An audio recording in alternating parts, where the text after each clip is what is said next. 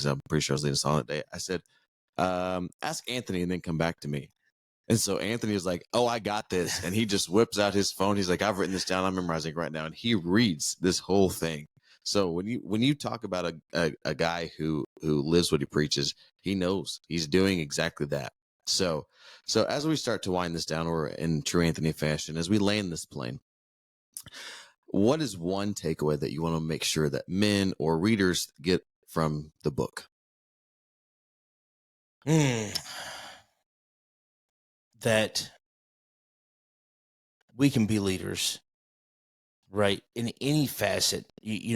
I talk about in there that, if we are birthed with influence, right? So it all comes down to this. Everything boils down to this right here. Right.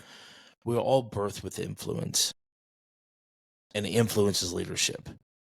We will influence our families.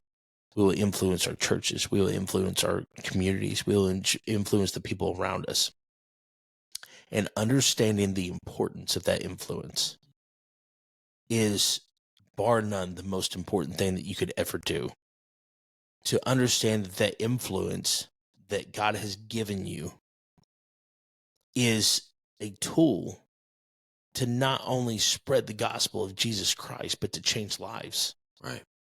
You can walk into a room, and as a man, you can walk into a room and never say a word, and you will leave a measure of influence in that room.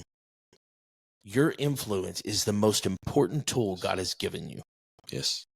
And most of us, Kyler, it took me, I was grown before I realized that I did not understand the purpose of my influence.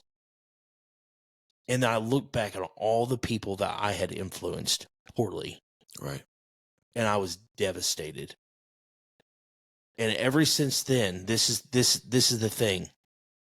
God has given us a measure of influence.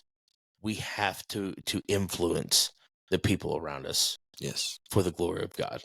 Yes. That's awesome. That's amazing.